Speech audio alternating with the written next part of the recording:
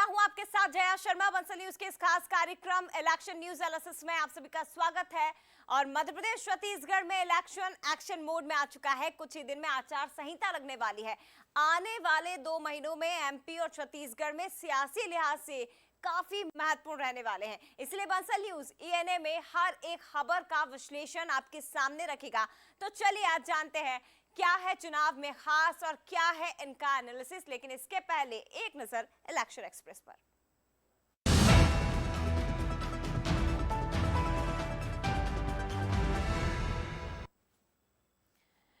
तो आज मध्य प्रदेश प्रधानमंत्री नरेंद्र मोदी पहुंचेंगे। इलेक्शन एक्सप्रेस आपको बता दें कि आज पीएम मोदी एमपी आएंगे, जबलपुर में जनसभा को संबोधित करेंगे। रानी दुर्गावती स्मारक का भूमि पूजन किया जाएगा।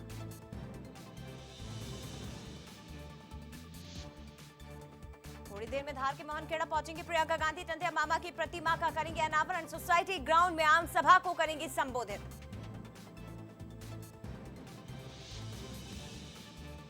रायपुर पहुंचे केंद्रीय मंत्री अनुराग ठाकुर का भूपेश सरकार पर बड़ा हमला। सरकार पर लगाया भ्रष्टाचार का आरोप। इस्तीफे की मांग की। आज करेंगे प्रेस कॉन्फ्रेंस। मीडिया ऐप भी करेंगे लॉन्च। रायपुर में भाजयुमो की बड़ी बैठक। आज विधानसभा चुनाव को लेकर होगी चर्चा। राष्ट्रीय महामंत्री वैभव सिंह होंगे शामिल। डोर टू डोर कैंपेन को लेकर बनेगी रणनीति। और मध्य प्रदेश के 22 लाख युवा वोटर्स पर कांग्रेस की नजर। पीसीसी चीफ कमलनाथ ने इन्हें बताया स्मार्ट। ट्वीट कर कहा प्रदेश के भविष्य को सामने रखकर डाले वोट।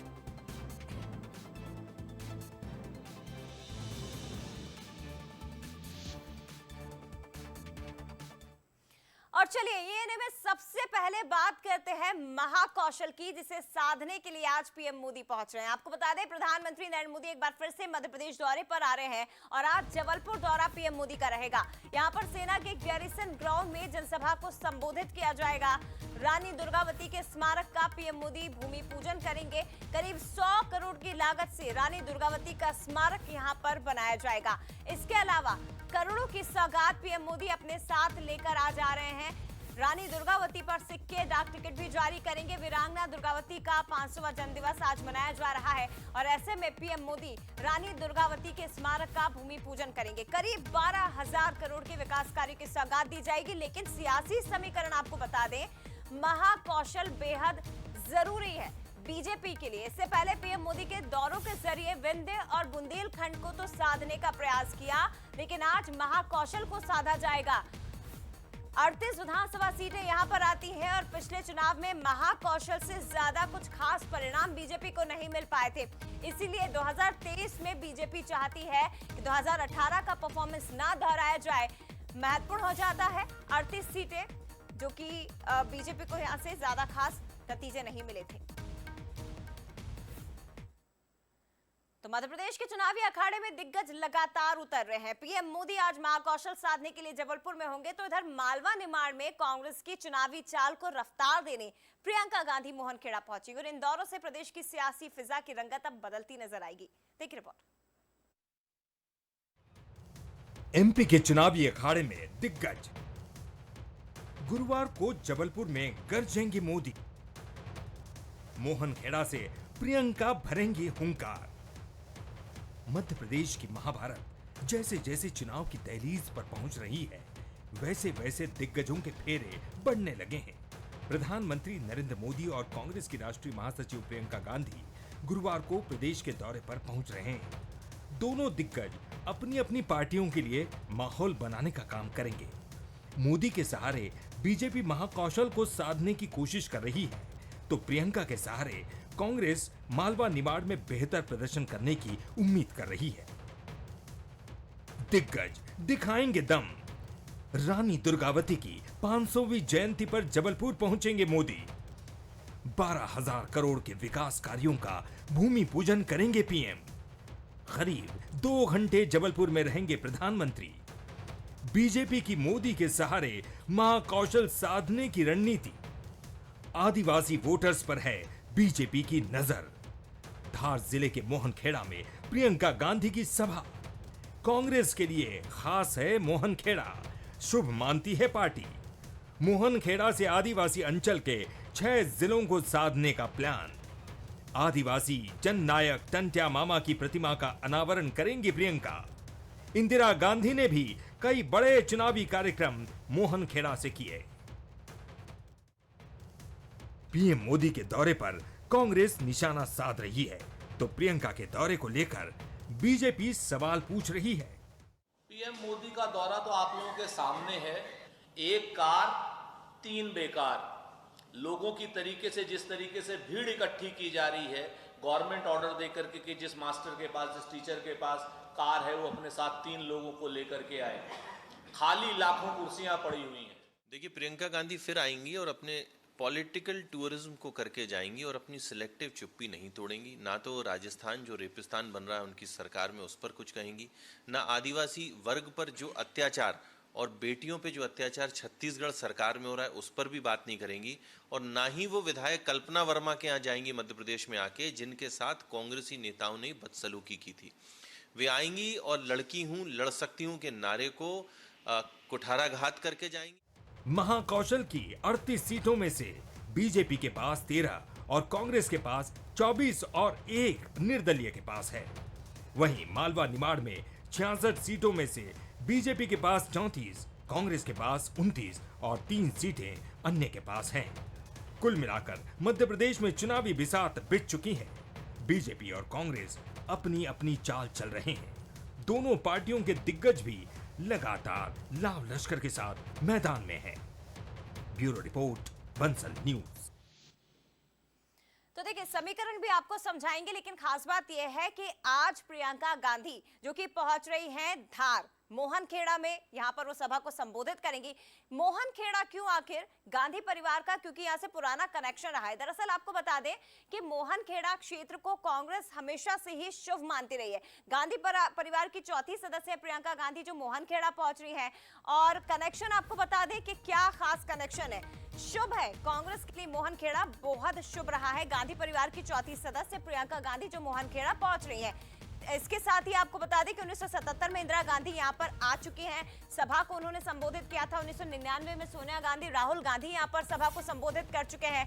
तो ये एक बहुत बड़ा कारण है। 2018 में धार जिले में से 6 सीटें कांग्रेस के पास गई थी। आदिवासी वोटर्स वाला धार जिला है, यहाँ पर काफी प्रभाव माना जाता है आदिवासियों का। और पिछले चुनाव की अगर बात करें तो आदिवासी बीजेपी से छिटक गए थे। कांग्रेस को बम्पर वोटिंग यहां से मिली थी, और इसलिए कांग्रेस एक बार फिर से मालवा निमाड़ पर इस आदिवासियों के गढ़ पर फोकस कर रही है। 7 सीटें धार जिले की, इसलिए हम आपको बता रहे हैं कि 7 सीटें यहां से आती। फिलहाल मोहनखेड़ा जिसका खास कनेक्शन माना जाता है गांधी परिवार से और काफी शुभ माना गया है। चलिए, हमारे साथ इस वक्त पीयूष पारे लाइव जुड़ गए हैं, सीधे उनका रुख करते हैं। पीयूष, काफी महत्वपूर्ण हो जाता है धार जिला, और खास तौर पर मोहनखेड़ा जो कि गांधी परिवार के लिए शुभ रहा है, और शुरुआत से ही गांधी परिवार का एक खास कनेक्शन यहाँ पर रहा है। लेकिन दूसरी तरफ यहाँ के सियासी समीकरणों को समझना भी बहुत ज्यादा जरूरी है कि 7 में से जो 5 सीटें हैं वो कांग्रेस के पास है, 2 सीटें बीजेपी ने यहाँ से जीती है। आदिवासी वोटर्स वाला ये गढ़ इस बार किस तरह के समीकरण बनते यहाँ पर आपको दिखाई दे रहे हैं?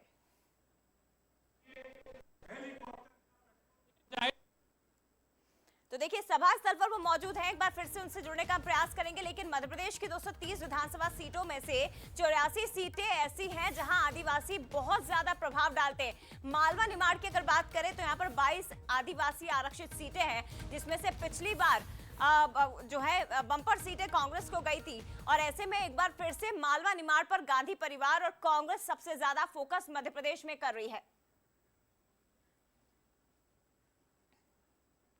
कांग्रेस की राष्ट्रीय महासचिव प्रियंका गांधी वाड्रा आज धार जिले के राजगढ़ में पहुंच रही है, जहां पर 5 जिलों से कांग्रेस कार्यकर्ता इकट्ठा हुए हैं। और कांग्रेस आज आचार संहिता से ठीक पहले अपना एक मेगा शो इस आदिवासी क्षेत्र में करने जा रही है। ये वो 5 जिले हैं जहां पर 2018 के विधानसभा चुनाव में कांग्रेस ने पूरी तरह से क्लीन स्वीप किया था, जहां की लगभग 22 विधानसभा सीटों में से 20 पर कांग्रेस ने विजय हासिल की थी और भारतीय जनता पार्टी को सत्ता से बाहर किया था। इस वक्त हम हैं राजगढ़ के मोहनखेड़ा तीर्थ पे।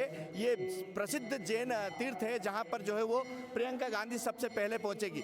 जो है वो मोहनखेड़ा मंदिर में पहुंचकर दादा गुरुदेव राजेंद्र सुरेश्वर जी और भगवान आदिनाथ जी के दर्शन करेंगी। उसके बाद मोहनखेड़ा ट्रस्ट मंडल द्वारा उनका सम्मान किया जाएगा। उसके बाद वो पहुंचेंगी टंटे मामा की जो है वो मूर्ति का अनावरण होगा राजगढ़ में, और उसके बाद सीधे सभा स्थल पर पहुंचेगी। आप देख सकते हैं कि मोहनखेड़ा तीर्थ में प्रियंका गांधी के आने को लेकर तैयारियां की जा रही है। ट्रस्ट मंडल सहित तमाम जो कर्मचारी है वो आने की तैयारियों में जुटे हुए हैं, प्रियंका गांधी के आगमन की तैयारियों को लेकर जुटे हुए हैं। इसके अलावा स्वागत सम्मान की तैयारियां की जा रही है। तो प्रियंका गांधी के दौरे को लेकर कांग्रेस में खासा उत्साह देखा जा रहा है। दीपक सिंह चौहान, बंसल न्यूज, राजगढ़। और चलिए अब आपको बता देते हैं कि मध्य प्रदेश और छत्तीसगढ़ इन दोनों ही चुनावी राज्यों में इस वक्त प्रियंका गांधी सबसे बड़ा चेहरा है। इसीलिए क्योंकि आज प्रियंका गांधी जहां मध्य प्रदेश के धार पहुंचेंगी, मालवा निमाड़ पर फोकस करेंगी, तो वहीं दूसरी तरफ 6 अक्टूबर यानी कि कल छत्तीसगढ़ भी आएंगी। छत्तीसगढ़ में कांकेर में आम सभा को प्रियंका गांधी संबोधित करने जा रही हैं। पंचायती राज्य और नगरीय निकाय सम्मेलन में वो शामिल होंगी। चुनाव से पहले महिलाओं को भी साधने का प्रयास किया जाएगा। दरअसल महिला वोटर्स को तो इस वक्त दोनों ही दल साध रहे हैं। एक तरफ बीजेपी ने जहां बड़ा दाव खेला, तो दूसरी तरफ अब कांग्रेस उस दाव की काट निकालने का प्रयास कर रही है। प्रियंका गांधी कल छत्तीसगढ़ पहुंचेंगी, कांकेर में सभा को संबोधित करेंगी। और छत्तीसगढ़ से अगली खबर आपको बता दें, जहां केंद्रीय मंत्री अनुराग ठाकुर ने छत्तीसगढ़ के मुख्यमंत्री भूपेश बघेल के बयान पर पलटवार किया है। निशाना साधते हुए बड़ा आरोप लगाया और ये कहा कि जिस व्यक्ति का दामन साफ ना हो और अपना किया कुछ ना हो, बीते 5 सालों में शराब घोटाले से लेकर कोयले की दलाली तक ना जाने कौन कौन से उनके ऊपर आरोप लगे हों। उन्होंने ये भी कहा कि छत्तीसगढ़ और राजस्थान 2 ऐसे राज्य हैं जहां के मुख्यमंत्री के सबसे करीबी अधिकारी जेल या बेल पर है। पिछले 5 वर्षों में छत्तीसगढ़ के युवा ने अपने आप को ठगा हुआ पाया है। एक ऐसी सरकार जो बड़े वायदे करके आई थी, लेकिन जिस राज्य का मुख्यमंत्री का कार्यालय और निकट अधिकारी और वो लोग जो भ्रष्टाचार में इतने डूबे हुए पाए जाएं, वो अपने आप एक संदेश देते हैं, यहाँ युवाओं के लिए कुछ नहीं, भूपे के लिए नाम पे सब कुछ हुआ। तो केंद्रीय मंत्री अनुराग ठाकुर यही नहीं रुके, उन्होंने आम आदमी पार्टी पर भी जमकर निशाना साधा। उन्होंने कहा कि लोग अरविंद केजरीवाल के ऊपर हंस रहे हैं। सत्येंद्र जैन, मनीष सिसोदिया, ये तमाम मंत्री जेल में हैं। संजय सिंह जेल जा रहे हैं, जिसकी पार्टी के सांसद से लेकर विधायक जेल में हो। इंडिया अगेंस्ट करप्शन का नारा देकर आए थे, लेकिन अब उन्हीं की पार्टी भ्रष्टाचार में डूबी हुई है। लोग अरविंद केजरीवाल जी के ऊपर हंस रहे हैं और उनके चेहरे का तनाव देख रहे हैं कि जिसका मुख्यमंत्री जेल, उप मुख्यमंत्री जेल में हो, जिसके स्वास्थ्य मंत्री जेल में हो, जिनका शिक्षा मंत्री जेल में हो, जिसकी पार्टी के सांसद से लेकर विधायक जेल में हो, और ये वो लोग हैं जो इंडिया अगेंस्ट करप्शन का नारा देकर आए थे और भ्रष्टाचार में डूबे हुए पाए गए। एक नहीं, एक के बाद दूसरा उनका नेता। पंजाब में इनकी सरकार बनी, 2 महीने के अंदर आम आदमी पार्टी के स्वास्थ्य मंत्री को भ्रष्टाचार के चलते इस्तीफा देना पड़ा। चलिए आगे बढ़ते हैं और अब बात करते हैं मध्य प्रदेश की, जहां इंदौर 1 से बीजेपी प्रत्याशी कैलाश विजयवर्गीय विधानसभा चुनाव के बाद प्रदेश में एक बड़ी भूमिका में नजर आएंगी। लाडली बहना सम्मेलन के दौरान उन्होंने ये साफ कहा कि मैं सिर्फ विधायक बनने नहीं आया हूं, बल्कि पार्टी मुझे एक बड़ी जिम्मेदारी भी देने वाली है। हालांकि कैलाश विजयवर्गीय ने जिम्मेदारी का खुलासा तो नहीं किया, लेकिन इंदौर 1 से चुनाव जीतने पर उन्होंने इंदौर 1 को सबसे अच्छी विधानसभा बनाने का वादा जरूर किया। 4 नंबर से चुनाव लड़ा मैंने, 4 नंबर आप देख लिया अयोध्या बन गई। मैंने 2 नंबर से चुनाव लड़ा, 2 नंबर एक अलग शहर हो गया। 2 नंबर में आप कभी नंदानगर और प्रदेशपुरा गए? वहां जाकर देखा कितनी बड़ी बड़ी दुकानें कपड़ों की और सोने चांदी की।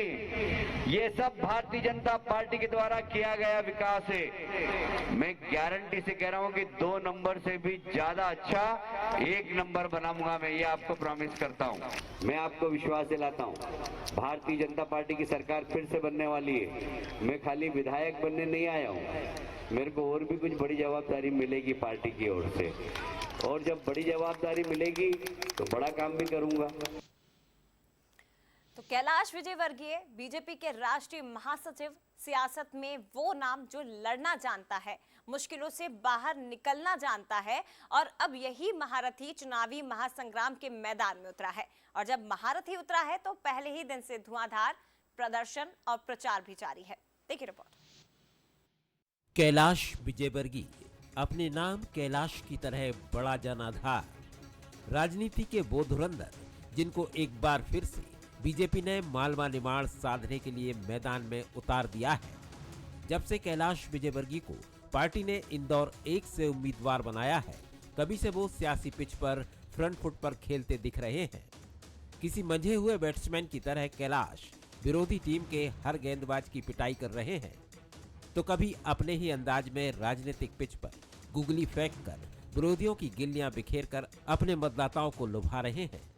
पार्टी ने मुझे विधायक का चुनाव लड़ाया तो मैं खाली विधायक तो नहीं रहूंगा ना, कुछ न कुछ तो बनूंगा ही मैं। सियासत के सूरमा कैलाश, जिनका अंदाज बयान हमेशा जुदा रहता है, चुनावी लड़ाई में भी वो ताबड़तोड़ खेल दिखा रहे हैं। उनके हमलों से विरोधी तो विरोधी, अधिकारी भी नहीं बच रहे हैं। ऐसा कोई अधिकारी नहीं है जो मेरा फोन चले जाए और काम नहीं करे। अभी तक तो इस मध्य प्रदेश में ऐसा अधिकारी कोई पैदा नहीं हुआ है।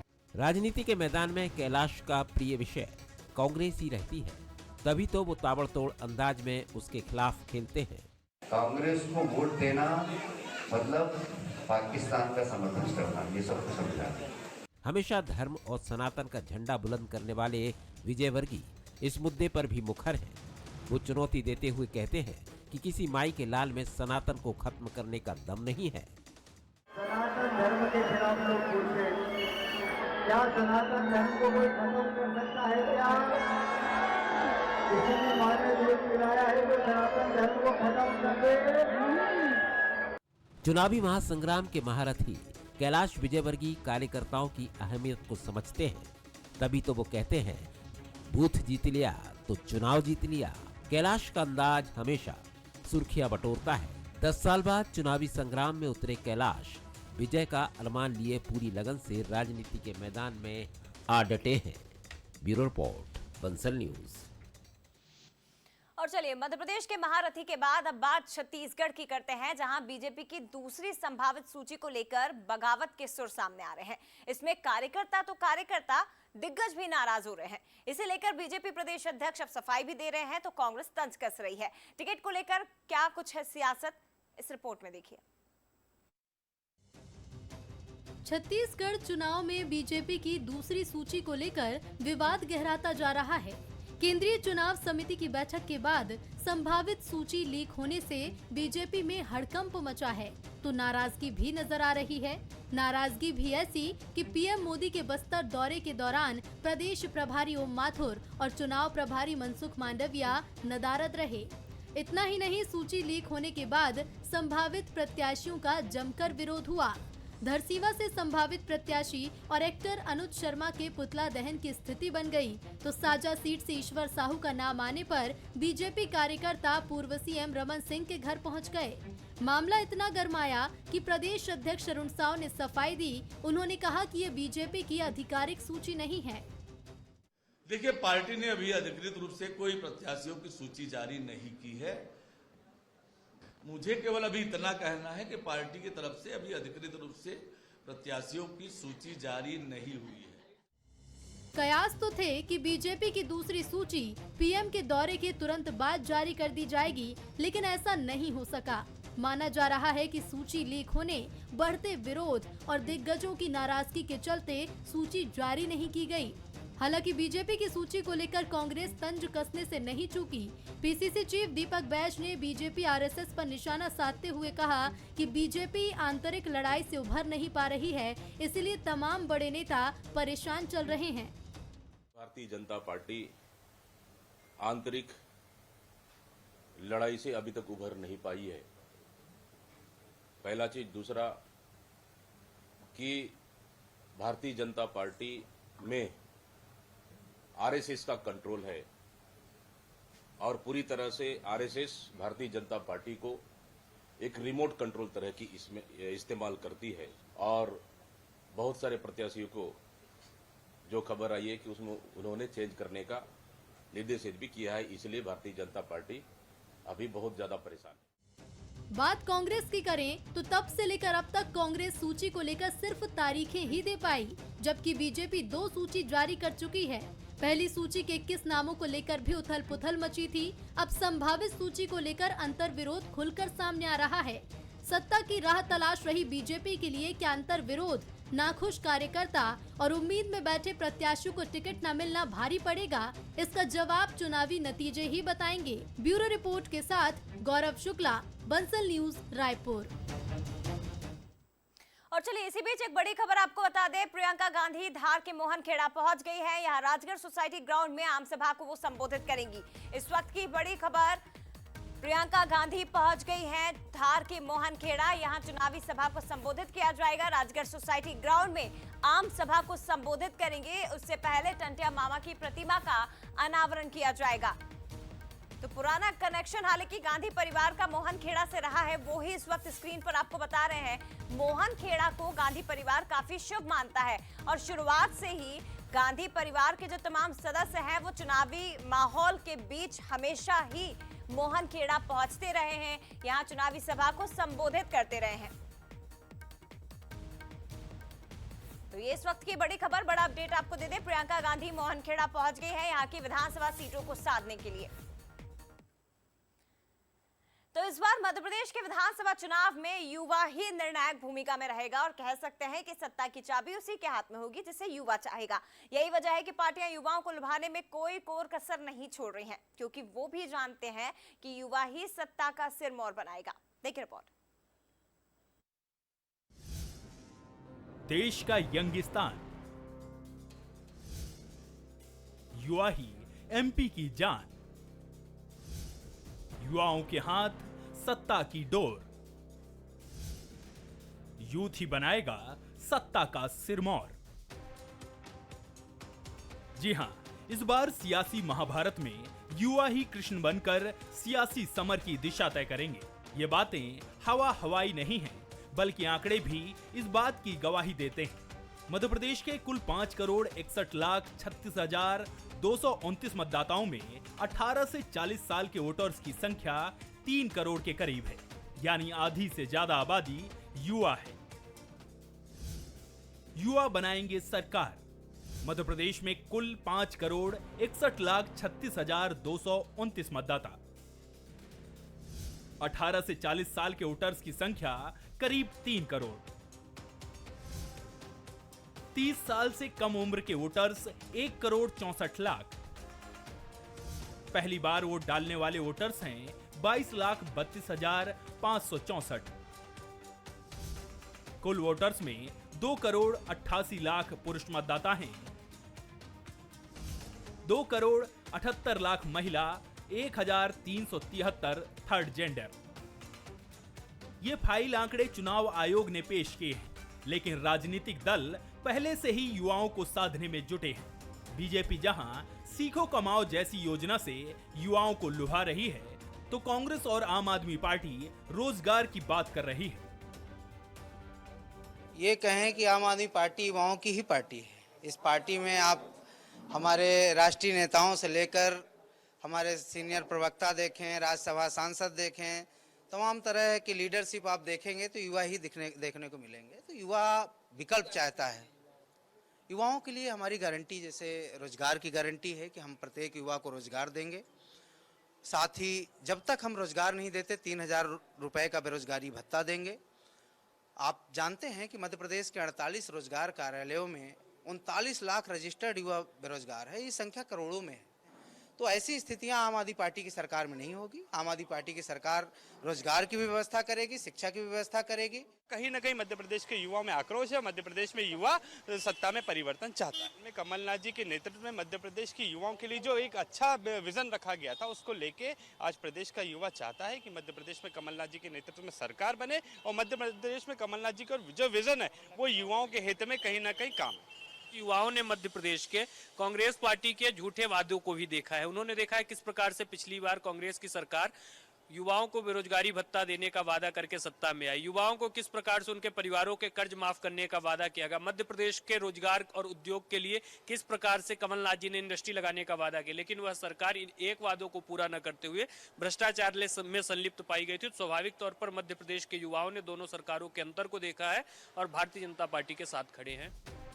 पार्टियां युवाओं को रोजगार और स्वरोजगार का सपना दिखा रही हैं। साथ ही ज्यादा से ज्यादा युवाओं को टिकट देकर युवाओं को साधने की कोशिश चुनाव में दिखेगी, और हो भी क्यों ना, क्योंकि सत्ता के शिखर पर वही बैठेगा जिसे सहारा युवा देंगे। दीपक द्विवेदी, बंसल न्यूज, भोपाल। तो इसी के साथ इलेक्शन न्यूज एनालिसिस में फिलहाल इतना ही, लेकिन बंसल न्यूज पर खबरों का सिलसिला लगातार जारी रहेगा। नमस्कार।